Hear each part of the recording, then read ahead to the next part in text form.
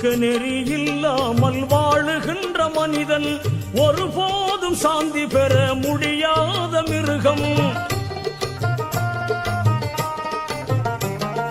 ஒழுக்க நெறி இல்லாமல் வாழுகின்ற மனிதன் ஒருபோதும் சாந்தி பெற முடியாத மிருகம். அணுகுமுறை புரியாமல் அலட்டிக் கொள்ளும் மனிதன் அமைதி காண வழி இல்லாமல் அணைய நெருப்பில் வீழ்வான், அணைய நெருப்பில் வீழ்வான். உலக மக்கள் சாந்தி பெற உள்ள வழி ஒன்று, அதை உருக்குலைத்து விட்டதனால் சீரழிவு இன்று, சீரழிவு இன்று.